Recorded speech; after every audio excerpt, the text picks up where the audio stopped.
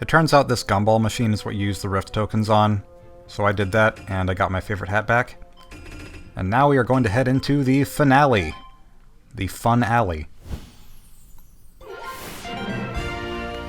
Power has been restored in the attic. The Hattic. Because it's a hat attic. Although, I guess a haddock is also a fish, isn't it? Never mind.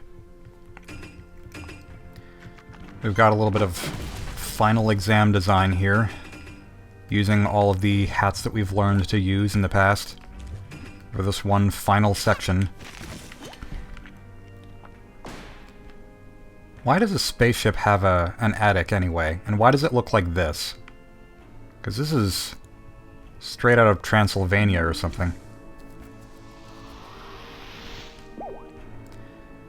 I think there might have been more of an impact here with this view of the world being destroyed if we were actually forced to play this act before being able to, you know, revisit all the missions that we saw before. And because the world was destroyed, we went back to a lot of acts where the world wasn't destroyed, and now it's destroyed again because we just decided to accept that, I guess. Mustache Girl is the new overlord. Beat it, kid. She has herself a new place. Sure, it's big enough, but look at the location. Anyway. Yeah. There's plenty of characters to talk to. Every single character in the game, I think, except for Queen Vanessa, because I guess maybe she was killed already, who knows. Because essentially what's going on here is Mustache Girl is acting as the judge, jury, and executioner of every character in this planet. What are you waiting for? Get him out of there, start digging. But yeah, so this chapter, Mustaches to Ashes, Dust to Dust, as I like to call it, is a disappointing one to me, just because I feel like, well, let me just explain where my expectations from this came from. This wasn't specifically from the beta or anything like that, but I knew ahead of time that the final chapter was only going to have one act, so that wasn't the disappointment to me. But I remember saying to Jonas Karlev on Twitter that if Chapter 3 was as threatening and scary as it was, then what's Chapter 5 going to be like? I mean, heck man, it's going to be even more imposing than Queen Vanessa's manor. That's going to be nuts. Because how could you not expect that after so many games that do similar things? Paper Mario: The Thousand Year Door being one such example of a game that has some scary moments here and there, kind of, but then the last chapter is definitely where it's at its height in terms of menacing storytelling and design. I'm forgetting which hat to use. There we go. And then it just turned out to be a Bowser level. That's totally what this is. It's just a Bowser level. You've got the lava, you've got the medieval castle setting, fire bars, cannons, fireballs. There's really not a whole lot in here besides the enemies that are being reused that we haven't seen in a Bowser stage before. And I feel like when you have a fresh new 3D platforming IP that you can do literally anything with, why would you make it something that we've seen a million times before? Even if you use the whole apocalypse setting, it didn't have to be this kind of apocalypse. It didn't have to be a lava apocalypse. It could have been a zombie apocalypse. It could have just been desolate looking. Then again, the lava fits with Mustache Girl's color scheme of red and yellow, so that works. But it still didn't have to look like this. It could have looked more original than this. Or felt more original than this. I don't know.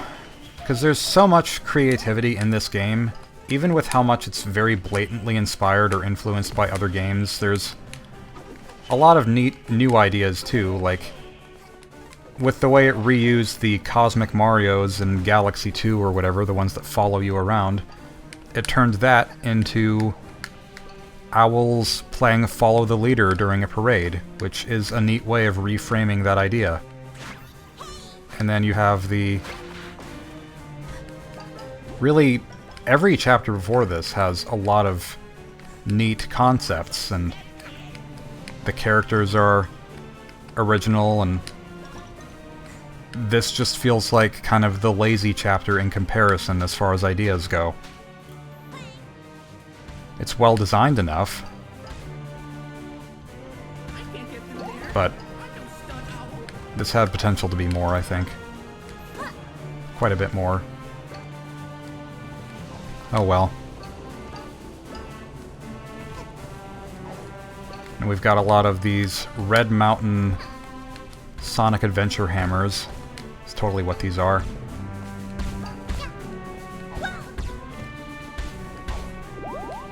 It's not a bad final level, it's just... yeah. Wish that it was handled a little differently. I didn't punch old man for like 2 days straight that one time. What a record. Oh, wow. Days since last incident. 2 days. Just kidding. Bad guy, next! Neck. I said next! The Mafia guy's scream, by the way, is excellent. Oh, it's you. You've been kinda a selfish little pest, but you haven't actually stood in my way. You get to go Because the on. only criteria for not being a bad guy is not standing in her way, I guess. Go on! You get to live! Yeah, you get to live. I think if you leave this door, you get like an alternate ending or a special cutscene or something, but I'm just gonna follow the normal protocol of getting slapped in the face. Excuse me! Don't you dare get anywhere near me. I don't think you quite understand who's in charge, little missy. You know, I was willing to forgive you. I once thought we were gonna be best buds. Which, that's another point, I guess. How did they become friends as quickly as they did? My theory about them being secretly the same person, kind of... this led credence to that idea, but But nope, you turned out to be rotten and selfish. Save the planet from bad guys. Psh, who needs that, am I right? I don't disagree with her. But she is going about this the totally wrong way, obviously. Look at all I've done without you. I've restored justice. I am the Oh, justice. jeez. This No more is... bad guys. Ever. this is also way too close to home for the current I don't times. need you. This Defund Mustache Girl. bad guy. And I'll show you how this justice system deals with bad guys. Gonna switch into my normal hat because it's just the right hat to have for the job. Another reason that this final chapter disappoints me is... like, I'm not gonna sit here and say everything about it is terrible, but this first phase of this fight, not a favorite. I don't really understand these attacks.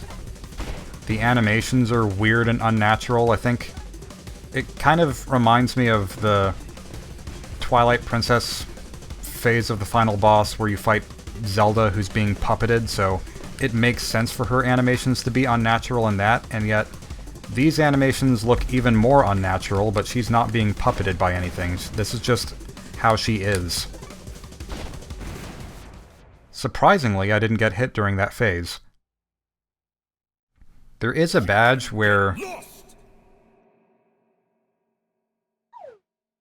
you can reduce your health to 1 HP, and if you beat a boss with that badge on, I think you get an achievement. I haven't bothered trying it, but I think it's a thing you can do. That's right, get lost! No one wants you here. Nice spelling of no one.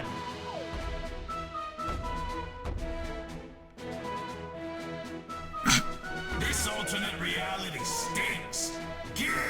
It's interesting that they point out it's an alternate reality. They know this. So, she changed the course of history, but she didn't change their memories? Somehow? Get lost. Ain't Seems that like right, that partly defeats the purpose. Here's all the penguins that used to be voiced by Jonochrome and no longer are. I don't know who voices them now. You suck. That's direct. By the way, Xander Mobus is one of the voices in this game. I don't know who he voiced.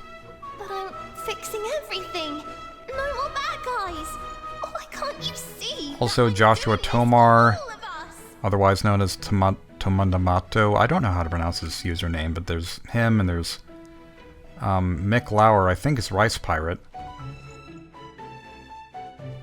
So more e-celeb voices than I thought there were. People, they're crooks, criminals, and you're helping them. I guess. This ends now. Culture shock. Sudden change of scenery.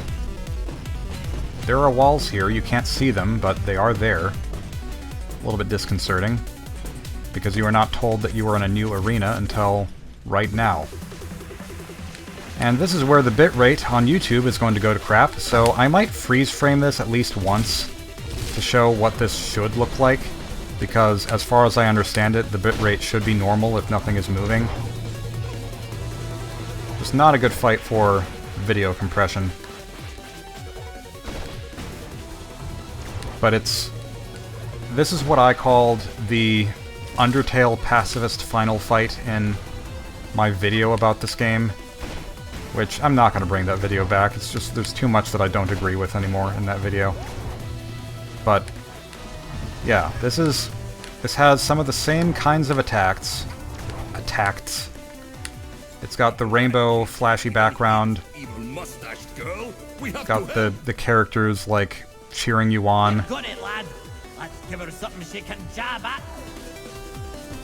It's not exactly the same, but it's got all the like attack spam, and I don't know, it feels very similar. More similar than most 2 final boss fights are. Oh yeah, I forgot that I can't hit her directly now. We have to use the Mafia Ball, which you can hit from any angle and it still fires towards her, so that makes things a little easier. This isn't a super difficult final fight. Really, the first phase is probably the worst part. The only thing that makes this part harder is that the only checkpoint that you get is right after the first phase. Still don't love that attack, though, the one where she pops out of the ground. Let's sign a contract, make this girl get lost. Why is everything contractual? I guess it's good to get your paperwork ready for any cause. Write those NDAs so that that your secret doesn't get out. And it didn't really look like that hit her, but I think it did. Yeah.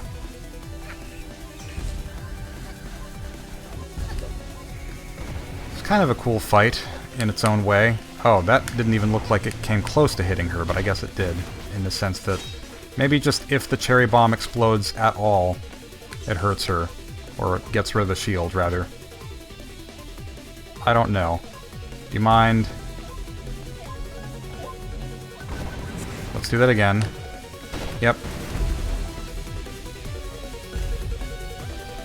This is almost assuredly not based on those fights against Nitro or whatever his name was in Bomberman Hero, but I'm kind of reminded of that, maybe just because it's not that often in a game where you fight a character that's the same size as you for a boss fight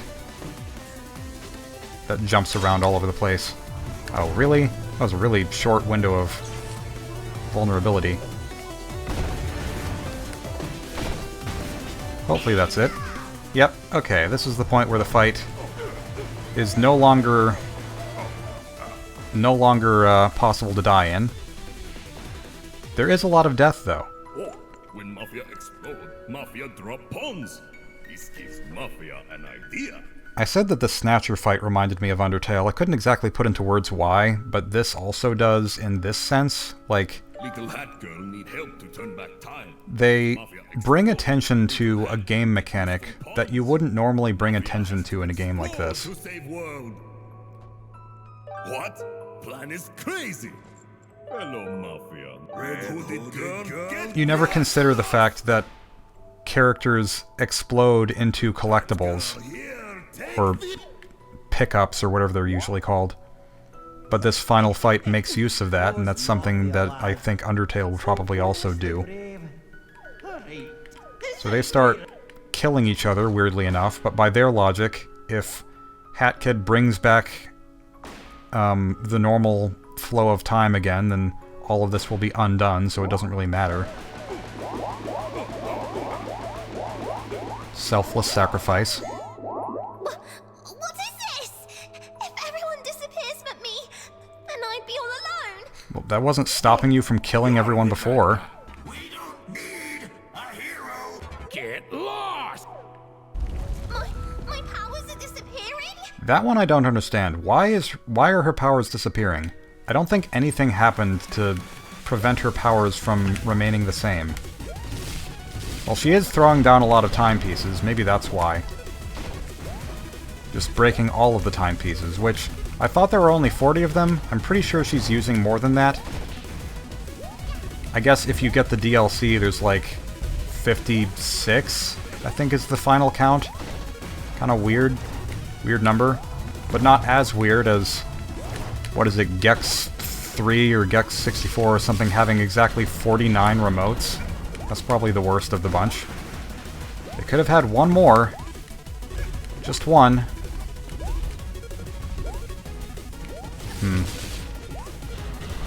So the reason this fight is impossible to lose now is because with all the characters dying, every time you get hit, they heal you with their heart pawns. It is rather typical of a final boss fight, I guess, to have a moment like that. And with all those timepieces, which looks like at least 150 or so, now they are a cluster of, I don't know, presumably 40. It might be a little bit more than 40. There's your punishment. And what is this? Oh, that's her throne. Which apparently you can interact with. I did not realize. There's still more up here. You missed these. Oh well.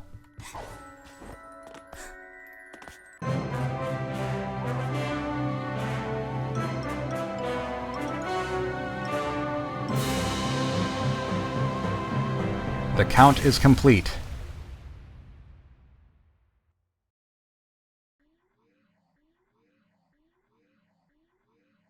And everything should be back to normal.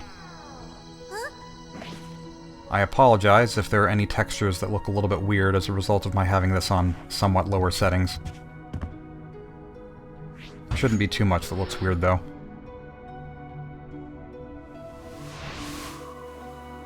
There she is. Step 2. This is the point where I made a big deal in my 20-minute video. Drop a timepiece down and lend Red Hooded Girl some timepiece power to defeat the Mafia, you may not be able to make it back home. So let's review what Mustache Girl has done. She has revealed herself to be a sociopath, world-destroying and conquering mass murderer who just killed whoever she felt like it. She did this after stealing all of your power, and now you're being given the option to lend her 1/40th of the power that she just used to destroy the world, and 1/40th of the power that you just used to restore it. You are expected to give her that as a gift that she can weaponize, potentially, mere moments after she just destroyed everything and was dethroned. Like, there's no part of that that sounds like this is a good idea. Why would anyone choose otherwise? It seems a little bit ridiculous. Realistically, the only option is no. On the other hand, and I've thought about this, if I was Mustache Girl in this instance, I know that I would be repenting. I know that I would want to be forgiven, even if I didn't deserve it, and I know from first-hand experience that being forgiven from someone so totally selfless there's no greater feeling than that. And video games are an escape from reality, you know? One of the harsh things about reality is that people aren't forgiving enough sometimes, so... Even though this doesn't change much besides the next few seconds of animation, as sort of a symbolic gesture of how much my opinion on this game has changed over time, I'm gonna give her the timepiece, because it's something I never would have done before. Use it wisely, Mustache Girl, whatever your name is.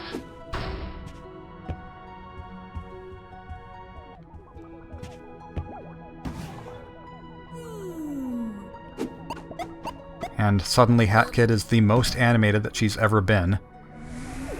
Timepieces slowly sink into the ground as they also fly into the vault. We still have 40, by the way. We threw one down, so we should have 39, but we have 40 still. I guess because it wouldn't be a completionist playthrough if I didn't.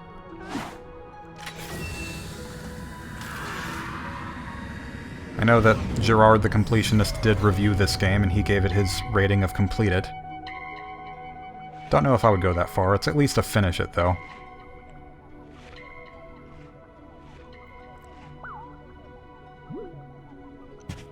Now, what could that be?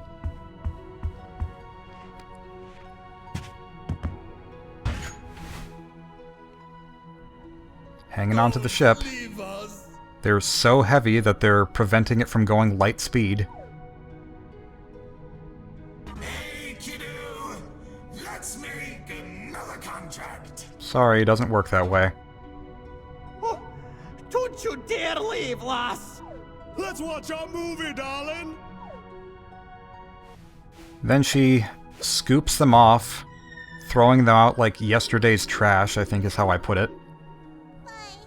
That, to me, was a potential indication that she doesn't actually care about any of the people that she just met, or people, in quotes, that she just met on her journey, and that she really only cares about going home. Even this little tearjerker moment here where she has tears in her eyes. She's not looking down at the planet when she says, or she does that. She's only looking forward to the path ahead where she's going to go home. So, all of that led me to think, yeah, she just cares about going home. She doesn't care about any of them. But, I don't know, I don't think she was necessarily joking when she wrote on the Snatcher's contract, we should be BFFs, or when she helped everyone, or when she was...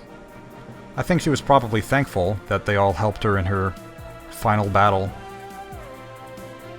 So, apparently in the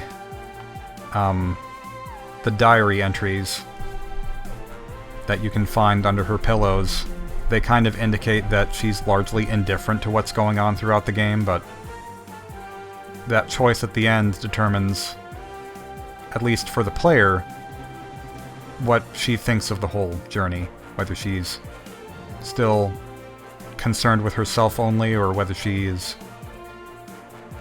wants to give back, I guess. So that's the game. General feelings on it now, that I'm less bitter than I was when I first played it. I really enjoyed this. I won't lie and say that this is a new favorite game of mine, or that it was Chris Niosi, or however you pronounce his name. I won't lie and say that this is a new favorite, or that there aren't still a lot of things that I would change about it if I could. But I definitely had more fun with this than my first playthrough. I recognize a lot more that there is to appreciate. For everything that I disliked, there was also something that I kind of loved. The humor was great. Some of the boss fights were great. Lots of fun ideas, lots of great music. I need to go back and listen to some of the songs that I discovered in this playthrough that I didn't really pay attention to before. And honestly, now that I'm reevaluating the whole journey that this game took from its conception, and with all its plans that were discarded, seeing what it is now, it's kind of making me also want to reevaluate my own game, because there's probably a lot that I've kind of clung on to just because I haven't had the heart to get rid of those plans or to get rid of certain ideas, because there's that fallacy of the longer you spend with something, the more time you spend with something, the harder it is to let go. And I'm seeing now that you can still make something great even after getting rid of a whole lot of ideas, and it's probably a necessary part of the process. So, obviously, a lot of games inspired A Hat in Time.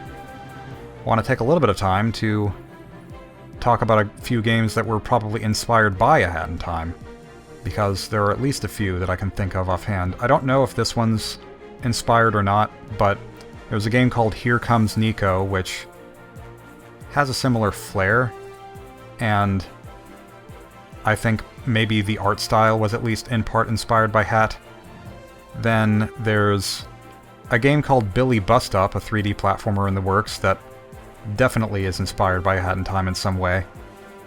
It has some of the same visual quirks, and it has an umbrella. And then there's another game called Rad Venture that's also in the works. Oh, Cola Draws. I follow him. He's cool. Rad Venture has a playable demo, and it even includes a Hat Kid reference in it. So yeah, if you want to check those out, then you can. In this long list of backers, you might notice, even though I've said time and time again that I backed this game on Kickstarter myself, you will not see my name in the credits. And to tell you the truth, I don't know why. It may have been a mistake, or it may have been intentional, I really don't know. I wouldn't doubt if it was intentional, because I expressed some growing disinterest in the game, and I unfollowed Jonas on Twitter and all of that. I can't really say for sure. It's very possible that I'm overthinking things again. But it is reminding me, there was a... After I played this game and I saw that my name wasn't in the credits, and I was thankful for it because I didn't want to be tied to this filthy, manipulative product, but I'm kind of sad that my name is not in it now, not that I deserve it. I remember months after that, I got some mail that contained the thank you card for backing the game, which was sent out to all the backers. And at the time I interpreted that as just rubbing salt in the wound, like it had to be intentional. They didn't put my name in the credits, but they did still have my name in the mailing list, and they sent me something knowing that I didn't like the game, and as a result I burned that card. Just kind of as a vent, but looking back on it now, I wish I hadn't burned that card. It was more of an insult than I think I realized at that time, and I don't know. It was a dumb move. I've done a lot of dumb things. So, this is the end.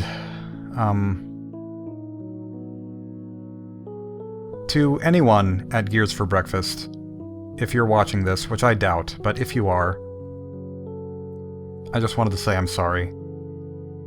I'm sorry for showing you so much disrespect in the past. Especially Jonas. I think I was probably your biggest hater until this year. Just, when I saw Hat Kid for the first time, in that obscure little news article, and I saw what kind of game that she was going to be in, I kind of saw her as my own child in a way. Which obviously she's not my child, she's yours. And it felt very disheartening to see her raised a different way than I would raise her, I guess. But I think you raised her well, and you probably raised her better than I would have. Because I've been working on my own game for many years, and there's a very, very big difference between the game that you made and the game that I've been working on for however long. And that difference is, your game is done. It's finished. It's out there for the world to see. It's making people happy. And you made that happen. It's remarkable that such a small team, for their own ambitious first project, was able to make something this elaborate and have it get done.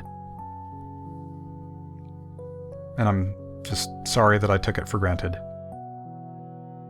There's a lot of passion here that I didn't see before, and I appreciate it. Thank you for this.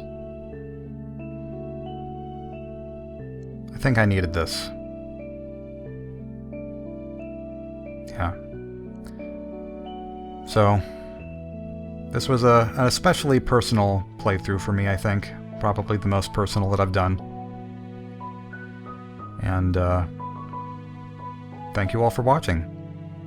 There really is no telling what I might play, because I certainly didn't expect to play this, but I will see you in whatever we do next.